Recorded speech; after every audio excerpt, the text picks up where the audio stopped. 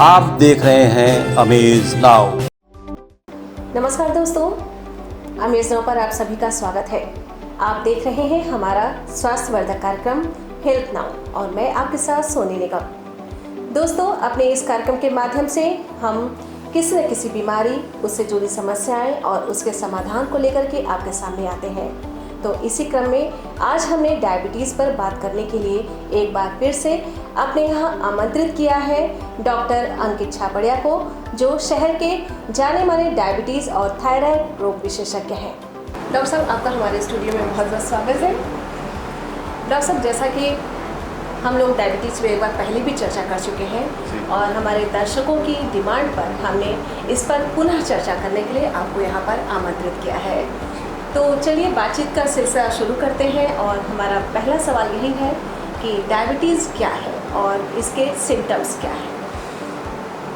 Diabetes जो है एक प्रकार की हार्मोन रिलेटेड बीमारी है जिसमें इंसुलिन की कमी होती है या जो इंसुलिन आपके शरीर में बन रही है वो काम नहीं करती है। तो इसके कारण से आपका ब्लड शुगर लेवल बढ़ने लगता है और उस बीमारी को हम लोग डायबिटीज़ कहते हैं। इसके सिम्टम्स क्या है? सिम्टम्स सबसे पहला होता है कि इसके में वेट लॉस होता है, ठीक है। प्यास ज़्यादा लगती है, भूख ज़रूरत से ज़्यादा लगती है, पेशाब ज़्यादा लगती है, स्पेशली आप रात में उठ करके कई बार पेशाब करने जाते हैं। ये इसके सिम्टम्स जो है, जब इस बीमारी शुरू होती तब के ये सिम्टम्स हैं। बाद में जब बीमारी बढ़ जाती है, शुगर कंट्रोल नहीं होता है, तो और भी इसके कॉम्प्लिकेशंस हो जाते हैं। डॉक्टर साहब, डायबिटीज़ कितने प्रकार का हो सकता है? देखिए, मेन डायबिटीज़ के ऐसे तो कई सारे प्रकार हैं, पर आम भाषा में बोला जाए तो मेन दो प्रकार होते हैं डायबिटीज़ के, जिनको बोला जाता है टाइप 1 डायबिटीज़ और type 2 diabetes. Type 2 diabetes generally जो है 40 साल की उम्र के ऊपर के लोगों को होता है और टाइप 1 डायबिटीज़ जनरली 40 साल के नीचे के लोगों को होता है। पर ये कोई स्थिर मापदंड नहीं है। बेसिक अंतर क्या है कि टाइप 1 डायबिटीज़ जितने यंग एज में डायबिटीज़ होगा वो टाइप 1 होगा। जैसे बच्चों में डायबिटीज़ होता है 12 साल, 15 साल, 2 साल, 3 साल के बच्चों में, उनको टाइप 1 ही होता है मेनली। और टाइप 1 और टाइप 2 डायबिटीज़ में मेनली अंतर ट्रीटमेंट में आता है।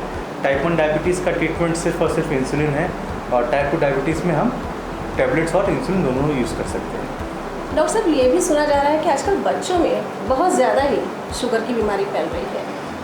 जी देखिए, बच्चों में क्या कारण है? हाँ, बच्चों में शुगर की बीमारी जो इस समय कई बच्चे शुगर लेके आ रहे हैं, डिपेंड करता है बच्चे किस एज ग्रुप के हैं। देखिए, जो बच्चे पैदा होते हैं जिनको डायबिटीज़ हो जा रहा है या फिर जो 2 साल, 5 साल, 10 साल, 12 साल की उम्र, 15 साल की उम्र में डायबिटीज़ हो जा रहा है, वो मेनली जेनेटिक होता है, ठीक है, जिसको हम लोग टाइप 1 डायबिटीज़ बोलते हैं। उनमें क्या है कि इंसुलिन बन ही नहीं रही है, उनका जो पैनक्रियास होता है वो इंसुलिन बनाना बंद कर देता है, तो ये जेनेटिक होता है। पर और जो कम उम्र में बच्चों को जैसे 18 साल, 20 साल, 21 साल, 19 साल के एज में डायबिटीज़ हो रहा है, ये टाइप 2 भी हो सकता है। इसका मुख्य कारण क्या है कि हम लोग का खान पीन जो है, खाने में फैटी चीज़ें ज़्यादा खाना, फास्ट फूड का उपयोग ज़्यादा करना, एक्सरसाइज बिल्कुल नहीं करना, बच्चों को सिर्फ पढ़ाई पे ही ध्यान देना, उनको खेल के लिए ना भेजना, फिजिकल एक्टिविटी ना कराना, इस कारण से बच्चों में भी डायबिटीज़ की परसेंटेज बढ़ रहे हैं। डॉक्टर साहब, डायबिटीज़ का पता लगाने के लिए कौन कौन सी जाँचें की जाती है? देखिए, डायबिटीज़ पहली बार कोई किसी को पता लगाना है कि उसको शुगर है कि नहीं, तो रैंडम ब्लड शुगर टेस्ट कराता है। अगर आपका रैंडम ब्लड शुगर 200 से ऊपर है तो फिर आपको बोला जाता है कि आप अपना फास्टिंग ब्लड शुगर मतलब खाली पेट की शुगर की जांच और पोस्ट पेरिनियल ब्लड शुगर मतलब खाना खा करके उसके 2 घंटे बाद की शुगर की जांच कराया जाए। अगर वो वैल्यूज़ आपकी 120 से ऊपर आती है फास्टिंग और 180 से ऊपर आती है पीपी, तो बोला जाता है कि आपको शुगर है। साथ में हम HbA1c कराते हैं। अगर HbA1c 6.5 से ऊपर है तब उसको जो है बोला जाता है कि आपको डायबिटीज़ हो गई है, ठीक है। और डायबिटीज़ के पहले का एक स्टेज होता है जिसको इम्पेयर्ड ग्लूकोज टॉलरेंस बोलते हैं, मतलब आपको डायबिटीज़ होने वाली है। अगर आपने अभी कुछ अपना जीवन शैली में परिवर्तन नहीं किया तो 100% आपको डायबिटीज़ हो जाएगी। तो उसका मतलब तब होता है जब आपका HbA1c 6 से 6.5 के बीच में हो। जी डॉक्टर साहब, सुना जाता है कि डायबिटीज़ के लिए कोई खास जांच होती है जो हर 3 महीने पे की जाती है, तो इसके क्या फ़ायदे हैं और इससे क्या जानकारी मिल सकती है? तो देखिए, हर 3 महीने की जो जांच होती है उसको ही HbA1c बोला जाता है। ये आपका फुल फॉर्म है ग्लाइकोसिलेटेड हीमोग्लोबिन। इसका मतलब क्या होता है, ये आपके पिछले 3 महीने का जो एवरेज शुगर है ब्लड में उसको जानकारी देता है। तो ये आपका ब्लड शुगर पूरी तरह अच्छी तरह कंट्रोल है। इसका मतलब तब है जब आपका HbA1c 6.5 से कम हो। तो तो उसको हम लोग हर 3 महीने पे कराते हैं, ताकि ये देखते हैं कि पेशेंट जो है दवा नियमित रूप से ले रहा है कि नहीं ले रहा है, उसका डायबिटीज़ पूरी तरह से कंट्रोल है कि नहीं है। और क्योंकि अगर हम HbA1c 6.5 से नीचे नहीं लाते हैं तो क्या है कि पेशेंट्स को लॉन्ग रन में भी डायबिटीज़ रिलेटेड कॉम्प्लिकेशंस होने की संभावना ज़्यादा रहती है। एक स्वस्थ शरीर में शुगर लेवल कितना होना चाहिए? देखिए, स्वस्थ शरीर में फास्टिंग ब्लड ग्लूकोज 100 से कम होना चाहिए, पोस्ट पेरेंटल ब्लड ग्लूकोज जो है 140 से कम होना चाहिए। डॉक्टर साहब, शुगर के इलाज में इंसुलिन का क्या रोल है और एक मरीज को इंसुलिन लेने की ज़रूरत कब पड़ती है? देखिए, इंसुलिन शुगर के मरीजों को कई स्थिति में दिया जाता है। पहला इंडिकेशन क्या है कि अगर आपको टाइप 1 डायबिटीज़ है, टाइप 1 डायबिटीज़ में इंसुलिन के अलावा कोई इलाज ही नहीं है। दूसरा कंडीशन ये है कि अगर आप प्रेग्नेंट हैं, प्रेगनेंसी के समय कोई भी शुगर की दवा बच्चे के लिए सेफ़ नहीं है, इसलिए प्रेगनेंसी के 9 महीने के ड्यूरेशन में आपको इंसुलिन दी जाती है। तीसरा क्या है कि समझिए आप 2 से 3 दवा शुगर की खा रहे हैं, उसके बाद भी आपका HbA1c जो है 7.5-8 चल रहा है, आपका फास्टिंग ब्लड शुगर और पोस्ट पेरेंटल ब्लड शुगर दोनों कंट्रोल नहीं हो रहा है, तब उस स्थिति में हमको इंसुलिन देनी पड़ती है। चौथा कंडीशन क्या है कि आपको समझिए कि नया डायबिटीज़ मालूम चला, पर आपका शुगर जो है 600 650 चल रहा है, HbA1c 14% 15% है, तब कुछ दिनों के लिए 2 से 3 महीने 2.5 महीने के लिए हमको इंसुलिन देनी पड़ती है, ताकि वो शुगर लेवल कुछ घट जाए, बाद में आप दवाओं पे आ जाते हैं। डॉक्टर साहब, सुना है कि आप अपने मरीजों को जूते मोजे पहनने की सलाह देते हैं, इसकी क्या वजह है? देखिए, डायबिटीज़ का लंबे समय का कॉम्प्लिकेशन क्या है? Diabetic neuropathy. न्यूरोपैथी का मतलब क्या है कि जो शरीर की नसें होती हैं वो शुगर के कारण ख़राब होने लगती हैं। उसमें सबसे कॉमन नसें जो हैं वो पैरों की नसें होती हैं। इस कारण से पैरों में पेशेंट को झुंझुनाहट हो गया, जलन हो गया, सूनापन महसूस होता है। तो कभी समझे पेशेंट नंगे पाँव चल रहा है, अगर उसको कोई कांटा चुभ गया या नीचे गर्म फर्श है, ठंडी में आग सेक रहा है, उसको मालूम नहीं चलेगा कि कब पैर का त्वचा गर्म हो गई है और वो जलने लगती है, कांटा चुभ जाता है, उसमें घाव बन जाता है। अगर घाव बन जाता है तो शुगर के मरीजों में जो ब्लड सप्लाई होती है पैरों में वो भी इफेक्ट होती है, जिससे कारण घाव जल्दी से भरता नहीं है। तो बाद में क्या है कि पैरों में जो घाव होता है गैंग्रीन में बदल जाता है, तो इसलिए पैर काटने पड़ जाते हैं या फिर वो घाव वाला हिस्सा काटना पड़ जाता है। इन चीज़ों से बचने के लिए जो है पेशेंट को बोला जाता है कि आप हमेशा जूता मोजा या चप्पल पहन के चलिए, नंगे पाँव मत चलिए और पैरों का विशेष ध्यान रखिए। रात में सोने से पहले पैर धुलिए, मुलायम तौलिए से पोंछिए, चेक करिए कहीं कोई घाव है कि नहीं है। अगर कुछ है तो तुरंत डॉक्टर संपर्क करिए, उसका जल्द से जल्द इलाज कराइए, उसको इग्नोर नहीं करना चाहिए। तो क्या शुगर का आँखों पर भी कोई प्रभाव पड़ता है? हाँ जी। दूसरा मोस्ट कॉम्प्लिकेशन जो है शुगर का, उसको डायबिटिक रेटिनोपैथी बोलते हैं। रेटिनोपैथी मतलब क्या होता है? जो हमारे आँख का पर्दा है वो डायबिटीज़ में ख़राब होता है, उसमें खून के थक्के जमने लगते हैं और सॉफ्ट और हार्ड एक्सुडेट्स जमते हैं, जिसके कारण क्या होता है कि आँखों की रोशनी जो है आज आपकी है, कल अचानक 1 घंटे के अंदर या तुरंत आँखों की रोशनी चली जाती है। तो हमेशा शुगर के मरीजों को अपनी रेटिना की जांच करानी चाहिए। अगर उसमें लग रहा है कि रेटिनोपैथी के चेंजेस हैं तो उसके लिए लेज़र थेरेपी होती है और कुछ ड्रॉप्स होती है, जिससे वो चेंजेस, वो बीमारी ठीक की जा सकती है। डॉक्टर साहब, एक डायबिटिक पेशेंट को अपने खान पान में कौन सी सावधानियाँ रखनी चाहिए?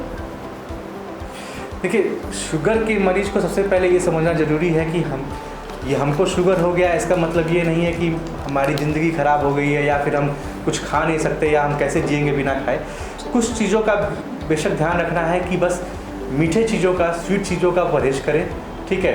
जिन चीज़ों में कार्बोहाइड्रेट कंटेंट ज़्यादा होता है या फिर कैलोरी ज़्यादा होती है, जैसे आपकी कोल्ड ड्रिंक्स हो गए, आइसक्रीम हो गए, फास्ट फूड हो गया, ये सब चीज़ों को अवॉइड करना चाहिए। तो डॉक्टर साहब, मीठे चीज़ों में फल भी तो बहुत से हैं ऐसे जो मीठे होते हैं। देखिए, कार्बोहाइड्रेट कई तरह का होता है, कॉम्प्लेक्स कार्बोहाइड्रेट और सिंपल कार्बोहाइड्रेट। जो कुछ फलों में सिंपल कार्बोहाइड्रेट होते हैं वो जल्दी अब्जॉर्ब होते हैं।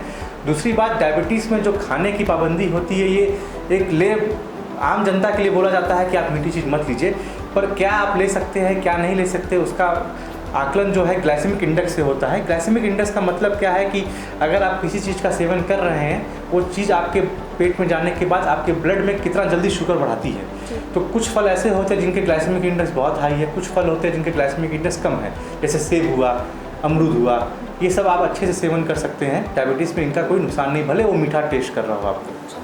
डॉक्टर साहब, इस बीमारी से बचने के लिए कौन कौन सी सावधानियाँ रखनी चाहिए? देखिए, डायबिटीज़ से बचने के लिए आपको जीवन शैली में परिवर्तन करना पड़ेगा। जीवन शैली में परिवर्तन का मतलब क्या है कि एक रेगुलर एक्सरसाइज आपको करना चाहिए। रेगुलर एक्सरसाइज मतलब आप 1-1.5 घंटा आप टहल लीजिए, साइकिलिंग कर लीजिए, जॉगिंग कर लीजिए, जिमिंग कर लीजिए, डांसिंग कर लीजिए, जो आपको पसंद हो। दूसरा क्या है कि खाने में जो है घर का खाना खाएँ, स्वस्थ तेल, अच्छे तेल में पका हुआ खाना खाएं, मतलब, और फास्ट फूड का सेवन कम करना चाहिए, कार्बोनेटेड ड्रिंक्स का सेवन कम करना चाहिए। डायबिटीज़ का मतलब ये नहीं है कि अगर आप चीनी नहीं खाएंगे तो आपको डायबिटीज़ नहीं होगा, ये मिसकंसेप्शन है।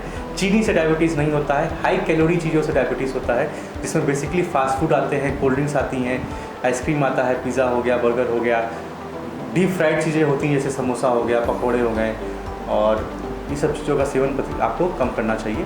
और सबसे ज़रूरी है कि नियमित रूप से एक्सरसाइज करना, वो आपको डायबिटीज़ होने से बचा सकता है। तो एक डायबिटिक पेशेंट या यूँ कह लें कि अगर किसी को डायबिटीज़ हो गया है तो उसको अपनी लाइफ स्टाइल को चेंज करके वो क्या आजीवन स्वस्थ रह सकता है डायबिटीज़ के साथ?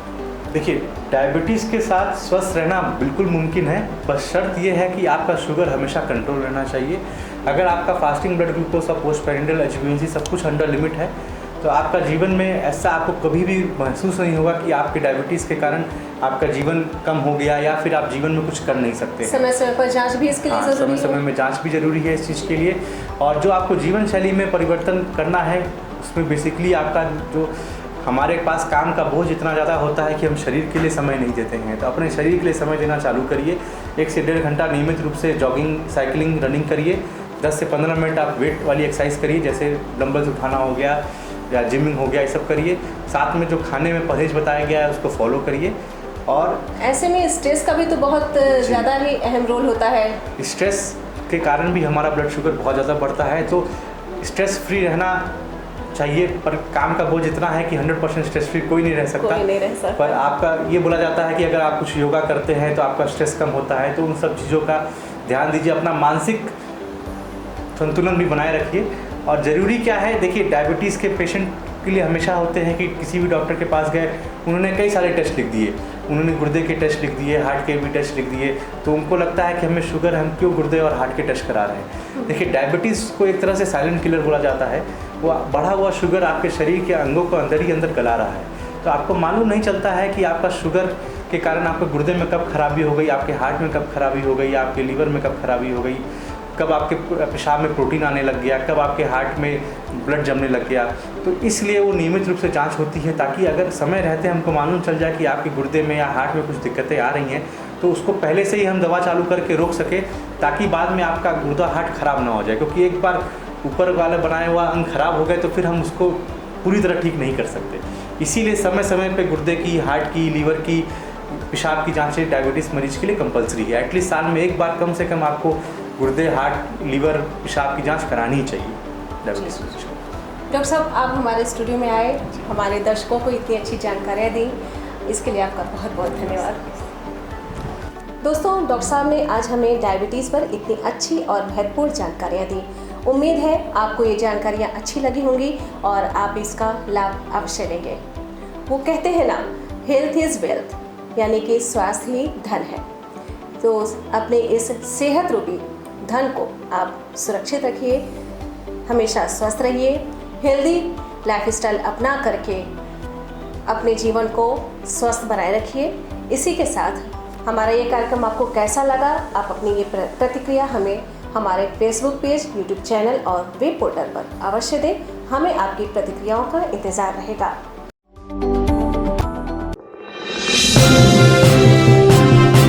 आप देख रहे हैं अमेज नाउ।